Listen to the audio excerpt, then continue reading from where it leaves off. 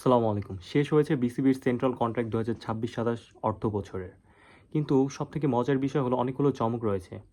যেমন জাকির আলী অনেক সি ক্যাটাগরিতে আছেন।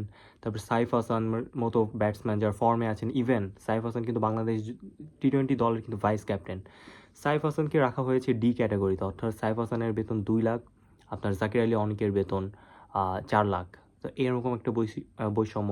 আবার অন্য দিক দিয়ে দেখা যায় যে কিন্তু জাকির আলী অনেকের ফর্ম প্রচুর খারাপ, তাকে জাতীয় দলের রাখা নিয়ে কিন্তু কোয়েশ্চেন। অন্যদিকে সাইফুদ্দিন কিন্তু ভালোই করতেছেন, কিন্তু সাইফুদ্দিনকে কিন্তু বাংলাদেশের এই মানে জাতীয় দলে কোনো কন্ট্রাক্টই রাখা হয়নি। সাকিব আল হাসানকে নিয়ে চমক রয়েছে, সব ঠিকঠাক থাকলে সাকিব আল হাসান এই মার্চ মাসের মধ্যে বা ফেব্রুয়ারি লাস্টের দিকে কিন্তু সাকিব আল হাসান দেশে ফিরতেছেন। কিন্তু সাকিব আল হাসানকেও কিন্তু সেন্ট্রাল কন্ট্রাক্টে রাখা হয়নি, which is fine. Even Shakib Al Hasan যদি থাকতো তিনি নিঃসন্দেহে হয়তো এ প্লাস ক্যাটাগরিতে থাকতো।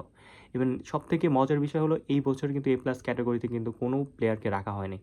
ম্যাক্স ক্যাটাগরি হলো এ, এবং এই ক্যাটাগরিতে এবার সারপ্রাইজিংলি আছে তাসকিন আহমেদ, গত বছর ছিল, এবারও আছে মেহেদী হাসান মিরাজ এবং নাজমুল হাসান শান্ত।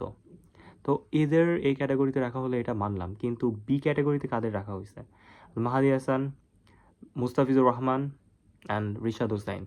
মুস্তাফিজুর রহমান এবং রিশাদ হোসেন, মানে বুঝতেছেন এদের মতো মানে রাইট না বাংলাদেশের সব থেকে ফেমাস বলি বা পারফরমেন্স বেসড বলি, সব থেকে এগিয়ে থাকবে এই নামের তালিকায় মুস্তাফিজুর রহমান এবং রিশাদ হোসেন। মুস্তাফিজুর রহমান তো দীর্ঘদিন ধরে আইপিএল খেলেছেন, এবারও কিন্তু আইপিএলে দল পেয়েছেন। ইভেন পিএসএল খেলতেছেন। মুস্তাফিজের পারফরমেন্স বেটার, রিশাদ হোসেনের performance better, day by day shine করতেছে। বাংলাদেশ যদি একটা ইন্টারন্যাশনাল স্ট্যান্ডার্ড প্লেয়ার বা বলার কথা যদি বলি বা দুইটাও বলি, নিঃসন্দেহে এখন মুস্তাফিজুর রহমান এবং রিশাদ হোসেন থাকবে। ইভেন সাকিব আল হাসান থেকেও বেটার র্যাঙ্কিং বা বেটার পয়েন্টে কিন্তু এগিয়ে থাকবে মুস্তাফিজুর এবং রিশাদ হোসেন। কিন্তু তাদের দুজনকে কিন্তু রাখা হয়েছে বি ক্যাটাগরিতে। আসলে এই ক্যাটাগরাইজ করে কে?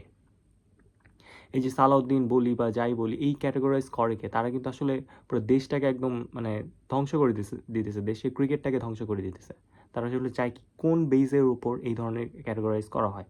যেখানে আপনি নাজমুল শান্তকে বা মেহেদী হাসান মিরাজের মতো বাজে ফর্মের প্লেয়ার, আপনি জাকির আলী অনেককে কোন হিসেবে আপনি সি ক্যাটাগরি, তারপর সাইফ হাসানকে কোন হিসেবে ডি ক্যাটাগরিতে রাখা হয়?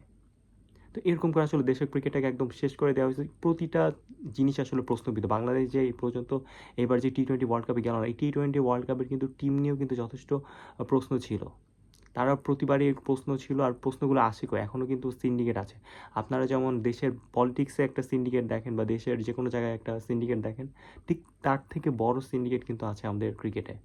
ক্রিকেটের সিন্ডিকেট আরও বড় সিন্ডিকেট। এই সিন্ডিকেট আমাদের ভাঙতে হবে, এটা নিয়ে প্রতিবাদ করতে হবে। তো এই ছিল আজকের ভিডিও। আর আমার ভিডিওটি যদি ভালো হয়ে থাকে বা চ্যানেলে যদি নতুন হয়ে থাকেন, please subscribe to my channel. Allah Hafiz.